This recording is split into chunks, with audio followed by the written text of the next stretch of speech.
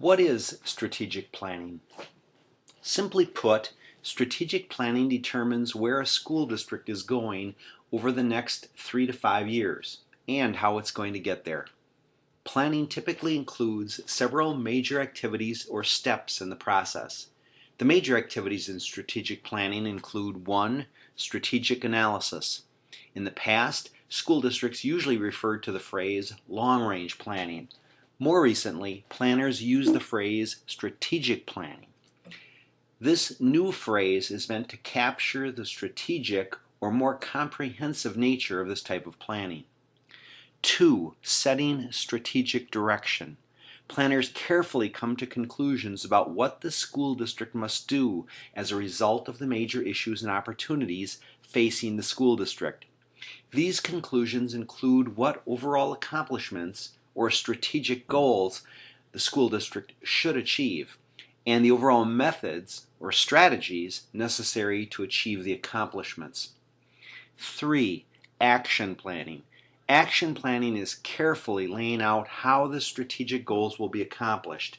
Action planning includes specifying objectives or specific results with each strategic goal. Therefore, reaching a strategic goal typically involves accomplishing a set of objectives along the way. Action planning also includes specifying responsibilities and timelines with each objective, or who needs to do what by when. It also includes methods to monitor and evaluate the plan, which includes knowing how the school district will know who has done what and by when. The telephone has too many shortcomings to be seriously considered as a means of communication.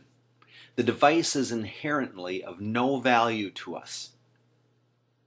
This 1876 memo was a significant turning point to the future of the Western Union organization, considered at the time the pinnacle of modern communication.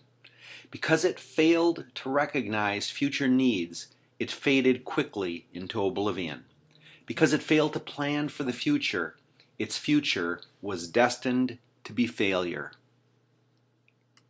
From the horse to the space shuttle, or the true story of how some organizations do things because they have always been done that way. The U.S. Standard Railroad Gauge, or distance between the rails, is exactly 4 feet 8 1/2 inches. That's an exceedingly odd number. Why was that gauge used? Because that's the way they built them in England, and the U.S. railroads were built by English expatriates. Why did the English people build them like that? Because the first rail lines were built by the same people who built the pre-railroad tramways, and that's the gauge they used. Why did they use that gauge then? Because the people who built the tramways used the same jigs and tools that were used for building wagons, which used that wheel spacing. Okay, why did the wagons use that odd wheel spacing? Well, if they tried to use any other spacing, the wagons would break on some of the old long-distance roads, because that's the spacing of the old wheel ruts. So who built these old rutted roads? The first long-distance roads in Europe were built by Imperial Rome for the benefits of their legions. The roads have been used ever since. And the ruts? The initial ruts, which everyone else had to match for fear of destroying their wagons, were first made by Roman war chariots. Since the chariots were made for or by Imperial Rome, they were all alike in the matter of wheel spacing. Thus, we have the answer to the original question. The United States Standard Railroad Gauge of 4 feet 8 1/2 inches derives from the original specifications for an Imperial Roman Army war chariot. So, the next time you're handed a specification and wonder what horses behind came up with it, you may be exactly right, because the Imperial Roman war chariots were made to be just wide enough to accommodate the back ends of 2 war horses. When we see a space shuttle sitting on a launch pad, there are 2 big booster rockets attached to the sides of the main fuel tank. These are the solid rocket boosters, or SRBs. The SRBs are made at a factory in Utah. The engineers who designed the SRBs would have preferred to make them a bit fatter, but the SRBs had to be shipped by train from the factory to the launch site. The railroad line to the factory runs through a tunnel in the mountains. The SRBs had to fit through that tunnel. The tunnel is slightly wider than a railroad track, and the railroad track is about as wide as 2 horses' behinds. So, a major design feature of what is arguably the world's most advanced transportation system was determined by the width of 2 horses' backsides. Do we do things the way we do because we have always done them that way? Strategic planning allows us to break out of the traditional and implement the strategy. The question our strategic planning team constantly asked themselves over their 4 days of strategic planning was, in the Kewaunee School District, do we do this just because we have always done it that way? The world we grew up in has changed and will never be the same. This is the next thing our planning team came to understand.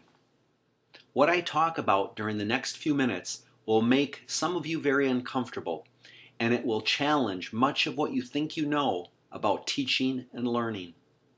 Little of what you learned in your own years in school, or in most classes you've taken, has prepared you for the challenge I am about to lay before everyone in this community.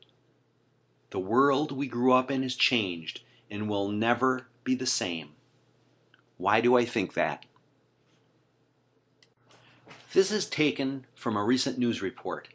Experts now believe that children born this year will never know these things. Things like wired phones, paper maps, movie rental stores, even watches. Those children will never know CDs or fax machines or even wires, as everything will be wireless by the time they get to school age. They'll never know retirement plans. But here's a few more things not on the slide that students born in 2011 will not know. The evening news. The news is already on 24/7, and if you're not home to watch it, that's okay. It's on the smartphone in your pocket. Books, magazines, and newspapers. Like videotape, words written on dead trees are on their way out. Sure, there may be books, but for those born today, stores that exist solely to sell them will be as numerous as record stores are now. Even handwritten letters, for that matter, handwritten anything. When was the last time you wrote in cursive? In fact, do you even know what the word cursive means? Kids born in 2011 won't, but they'll put you to shame on a tiny keyboard. How else is the world changing? Let's consider China for a moment. 400 of the 500 Forbes 500 companies were involved in over 2,000 projects in China in 1996, 15 years ago. So 80% of the top companies in this country already had a presence in China 15 years ago. I recently read a book, The World is Flat, and in that book they talked about a company in China that can manufacture socks, and their cost to manufacture a pair of socks is 11 cents. That company couldn't turn a profit, so they had to relocate their company to a different province in China where they were able to, because of reduced labor costs, reduce their cost per pair to 7 cents per pair. Guess where most of those socks are sold? How can a United States company that manufactures socks compete with that? It's not just business that impacts us, it's education too. China has more honor level students than this country has total students. In China, you have to take an entrance exam to enter first grade, and approximately 20% of the children living in China pass that test and get to go to school. The other 80% of the students do not ever go to school. But if you're one of the lucky 20%, by the time you leave elementary school, you'll be able to speak 5 languages. You'll oftentimes be able to get into the best countries or best colleges in the world.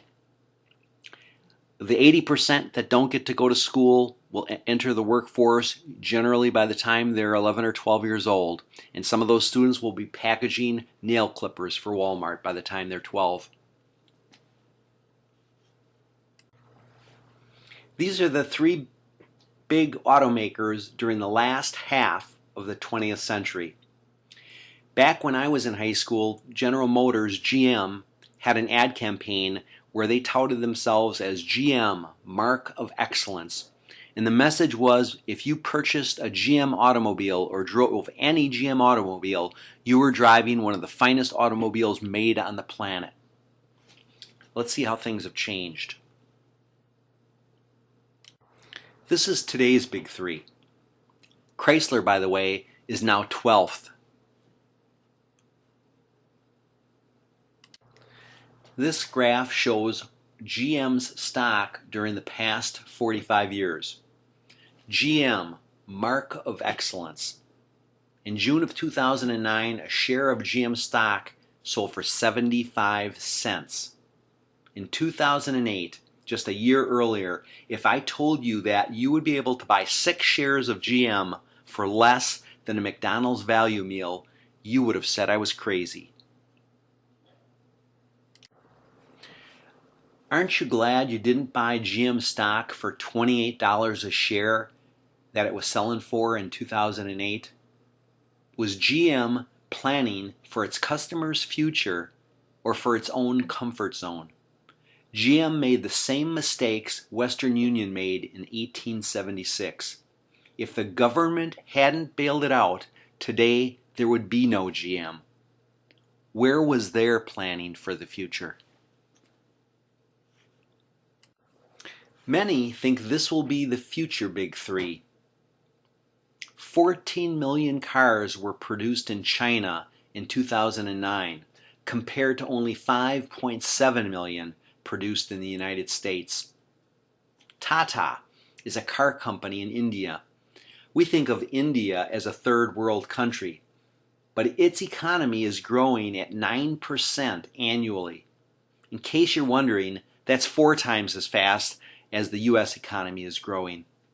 When Tata introduced this car called the Nano last year, it immediately had orders for over 200,000 vehicles. This vehicle carries 4 passengers, gets 66 miles to a gallon, and oh yeah, it costs $2,900. What do you think people working at GM think about this? Let's talk about your tax return. In his book, The World is Flat by Thomas L. Friedman, he talked about outsourcing. He said that there are about 70,000 accounting graduates in India each year, many of whom who go to work for local Indian firms starting at about $100 a month. In 2003, 25,000 U.S. tax returns were prepared in India by these Indian accountants. In 2004, the number was 100,000 U.S. tax returns. 2005, 400,000 U.S. tax returns were prepared in India. In 2005, Ernst & Young, one of the biggest CPA firms in the United States, employed 1,000 workers in Bangalore, India, and prepared 15% of its returns there. But they're not the only country taking jobs away from our shores. Sri Lanka, a tiny country near India, is too. This tiny nation of about 20 million people now has 10,000 certified accountants. An additional 30,000 students are currently enrolled in accounting programs there. These accounting programs have the exact same training as accounting programs in this country.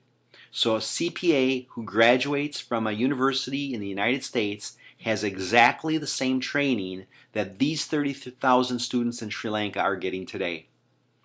The offices in Sri Lanka are doing financial work for some of the world's largest companies, and it's not simply payroll and bookkeeping. The outsourced work includes derivatives pricing and risk management for money managers and hedge funds, stock research for investment banks, and underwriting for insurance companies. In the United States, the median annual wage for accountants and auditors in 2008 was $59,430, according to the Bureau of Labor Statistics. Sri Lankan workers in the accounting profession receive an average annual pay package of $5,900, or 1/10 as much as their United States counterparts make. Would you advise your son or daughter to go to school to become a CPA knowing this? The world is changing, and it's never going to be the same. In the past, we feared outsourcing of automobile jobs going to Mexico and call center jobs going to India. I recently came across this article. A division of Bangalore-based Wipro Ltd., an Indian technology firm, is doing radiology readings for U.S. hospitals using Indian doctors who are neither U.S. licensed nor U.S. board certified. Despite regulations that doctors be licensed in virtually every state they serve, a Wipro official says this collaborative arrangement is legitimate. They do not need full reads, they do not pass medical judgment, and only send a preliminary report back to the United States. While Indian radiologists generally make about 1/10 of the estimated $350,000 median salary for United States radiologists, Wipro says they're only testing the waters, and this poses no threat to U.S. radiologists. Want to bet? Oh, and guess what? They're working on in India right now as we speak. English courseware for online instruction of everything we teach in our schools in this country. Even teachers are in danger of being outsourced. Don't believe me? See that thing in front of those kids? It's the teacher. Robots have started teaching English to youngsters in South Korea. The robots are about 3 feet high with a TV display panel for a face, wheeled around the classroom while speaking to students, reading books to them, and dancing to music by moving their head and arms. Apart from reading books, the robots use pre-programmed software to sing songs and play alphabet games with the children. According to the people in the school, the kids seem to love it since the robots look cute and interesting. But some adults also expressed interest, saying they feel less nervous talking to robots than a real person. The robots, which display an avatar face of a Caucasian woman, are controlled remotely by teachers of English in the Philippines who can hear and see the children via a remote control system. Cameras detect the Filipino teacher's facial expressions and instantly reflect them on the avatar's face. Guess why they use Filipino teachers? Because well-educated, experienced Filipino teachers are far cheaper than their counterparts elsewhere, including South Korea. Here's more proof the world is changing. This is an iPod Touch. I ordered one of these on August 10th at about 7:30 in the morning on the internet, and I got an email with my tracking number. As I tracked it, I discovered that it had left Kunshan, China at 10:26, 3 hours after I had placed my order. At 1 p.m. that same day, about an hour and a half later, it was already leaving Shanghai, China, on its way to the United States. It arrived at Anchorage, Alaska, about 12 hours later. 7 hours after that, on August 11th, at 8:23, it left Anchorage, and 7 hours later, it arrived in Indianapolis, Indiana, departing Indianapolis the next morning at 1:46 a.m. It arrived in Appleton on August 12th at 5:30, p.m. and was delivered to my front door in Greenville, Wisconsin the next morning at 9:05 a.m. So in 3 days, the iPod Touch went from China to my front porch. Is the world changing? Does anybody know where iPods are designed? Cupertino, California. They're designed by Americans with jobs and families and houses. Why does Apple design them here in the United States but make them in China? Let's talk about manufacturing. Every factory job created during the 20th century brought 4 other types of jobs into existence. In the first 20 years of the 20th century, this country evolved from virtually all one-room schools to the types of schools we still have today, like Kewaunee schools. During that 20-year period, this country evolved from an agrarian society to an industrial society. As a result, education underwent a complete transformation, and in just 20 short years. In this country, and right here in Kewaunee, these schools have served us well for these past 90 years. That was then. This is now. As of the end of 2009, less than 12 million Americans worked in manufacturing. The last time less than 12 million Americans were employed in manufacturing was in 1941. The United States has lost a total of 5.5 million manufacturing jobs since October of 2000. In 1959, manufacturing represented 28% of the U.S. economic output. In 2008, it represented 11.5%. In 2008, 1.2 billion cell phones were sold worldwide. So how many of them were manufactured inside the United States? 0. In 2001, the United States ranked 4th in the world in per capita broadband internet use. Today, it ranks 15th. The United States spends approximately $3.90 on Chinese goods for every $1 that the Chinese spend on goods from the United States. Economists are projecting that the Chinese economy will be 3 times larger than the U.S. economy by the year 2040. The United States is rapidly becoming the very first post-industrial nation on the globe. It was America that was at the forefront of the Industrial Revolution. It was America that showed the world how to mass produce everything from automobiles to televisions to airplanes. It was the great American manufacturing base that crushed Germany and Japan in World War II. But now we are witnessing the deindustrialization of America. Tens of thousands of factories have left the United States in the past decade alone. Millions upon millions of manufacturing jobs have been lost in the same time period. The United States has become a nation that consumes everything in sight and yet produces increasingly little. Do you know what our biggest export is today? Waste paper.